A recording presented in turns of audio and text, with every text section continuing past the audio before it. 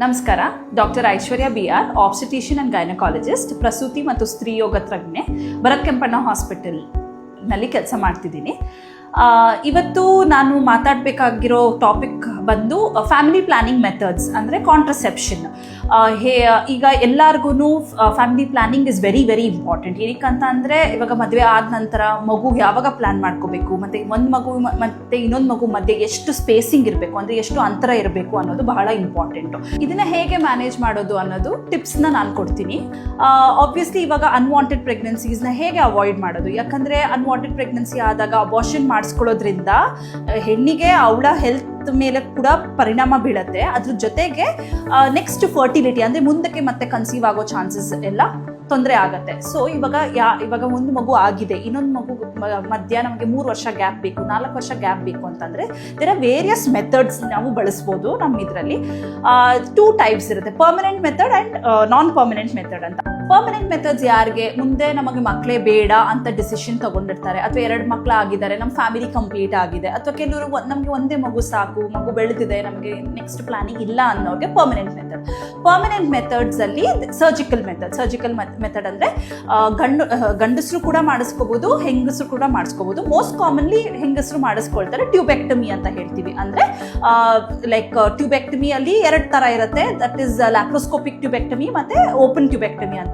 ಅದರಲ್ಲಿ ಏನು ಮಾಡ್ತೀವಿ ನಾವು, ಗರ್ಭಕೋಶದ ಜೊತೆಗೆ ಇರೋ ಟ್ಯೂಬ್ಸನ್ನು ನಾಟ್ ಮಾಡಿ ಬಿಡೋದು, ಅಥವಾ ಕಟ್ ಮಾಡಿ ಬಿಡೋದು, ಅಥವಾ ರಿಂಗ್ ಹಾಕಿ ಬಿಡ್ತೀವಿ. ಸೊ ಈ ಥರ ಮಾಡಿದಾಗ ಪರ್ಮನೆಂಟ್ ಮೆಥಡಲ್ಲಿ ಸಕ್ಸಸ್ ರೇಟ್ಸ್ 99.9%. ಎಲ್ಲೋ ಕೆಲವು ಒಂದೊಂದ್ಸಲ ಆ 2 ಟ್ಯೂಬ್ ಕಟ್ ಎಂಡ್ ಆಗಿರೋ ಟ್ಯೂಬ್ಸ್ ರೀಜಾಯಿನ್ ಆದಾಗ ಪ್ರೆಗ್ನೆನ್ಸಿ ಆಗೋ ಚಾನ್ಸಸ್ ಇರುತ್ತೆ ಹೊರತು ಇಲ್ಲ ಅಂತಂದರೆ ಆಗಲ್ಲ. So the success rate is 99.9% in tubectomy, permanent method. ಮೇಲ್ಸಲ್ಲಿ ವ್ಯಾಸೆಕ್ಟಮಿ ಅಂತ ಹೇಳ್ತೀವಿ, ಅದು ಸೇಮ್ ಟ್ಯೂಬೆಕ್ಟಮಿ ಥರನೇ ಪ್ರೊಸೀಜರು, ಗಂಡಸರು ಮಾಡಿಸ್ಕೋಬೋದು. This is permanent method. ಈಗ ನಾನ್ ಪರ್ಮನೆಂಟ್ ಮೆಥಡ್ ಬಗ್ಗೆ ಮಾತಾಡಬೇಕು ಅಂತ, ಇದು ಯಾರಿಗೆ ಉಪಯೋಗ ಆಗುತ್ತೆ ಅಂತಂದರೆ, ಒಂದು ಮಗು ಆಗಿ ಇನ್ನೊಂದು ಮಗುಗೆ ನಮಗೆ 3 ವರ್ಷ ಗ್ಯಾಪ್ ಬೇಕು ಅಥವಾ 5 ವರ್ಷ ಗ್ಯಾಪ್ ಬೇಕು ಅಂತಂದಾಗ ನಾನ್ ಪರ್ಮನೆಂಟ್ ಮೆಥಡ್ ಅಂದರೆ ಇಟ್ ಇಸ್ ರಿವರ್ಸಿಬಲ್. ಅದು ಬಳಕೆ ಮಾಡ್ತಿದ್ದಾಗ ಮಾತ್ರ ಪ್ರೆಗ್ನೆನ್ಸಿ ನಿಲ್ಲಲ್ಲ, ಬಳಕೆ ಮಾಡೋದನ್ನ ನಿಲ್ಲಿಸಿದ ತಕ್ಷಣ ಪ್ರೆಗ್ನೆನ್ಸಿ ಕನ್ಸೀವ್ ಆಗೋ ಚಾನ್ಸಸ್ ಇರುತ್ತೆ.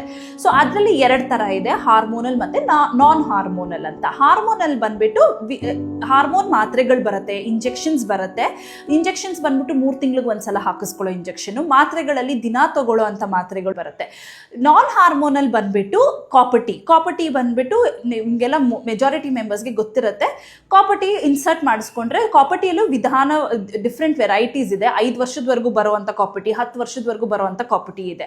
And there are lot of misconception that copper T ಹಾಕಿಸ್ಕೊಂಡ್ಬಿಟ್ರೆ ಎದೆಗೆ ಇರುತ್ತೆ, ತೊಂದರೆ ಆಗುತ್ತೆ ಅಂತ. ಡೆಫಿನೆಟ್ಲಿ ಇಲ್ಲ. ಎಲ್ಲೋ 100 ಜನದಲ್ಲಿ ಒಂದು 90-95% ಜನಕ್ಕೆ ಚೆನ್ನಾಗಿ ಸೆಟ್ ಆಗುತ್ತೆ. ಎಲ್ಲೋ ಒಂದು 5% ಜನಕ್ಕೆ ಬ್ಲೀಡಿಂಗ್ ಜಾಸ್ತಿ ಆಗೋದು, ಅಥವಾ ಬಿದ್ದು ಹೋಗೋದು, ಅಥವಾ ಇರ್ರೆಗ್ಯುಲರ್ ಪೀರಿಯಡ್ಸ್ ಆಗೋದು, ಅದು and it is very easily it can be removed. Copper T ಬಿಟ್ಟರೆ ನಾನ್ ಹಾರ್ಮೋನಲಲ್ಲಿ ಕಾಂಡಮ್ಸ್ ಯೂಸ್ ಮಾಡ್ಬೋದು. That is also, but failure rates in all these condoms ಅಲ್ಲೆಲ್ಲ ಸ್ವಲ್ಪ ಹೈ ರೇಟ್ ಇದೆ. ಬಟ್ ಕರೆಕ್ಟಾಗಿ ಉಪಯೋಗ ಮಾಡಿಕೊಂಡ್ರೆ ಖಂಡಿತವಾಗ್ಲೂ you can avoid unwanted pregnancies.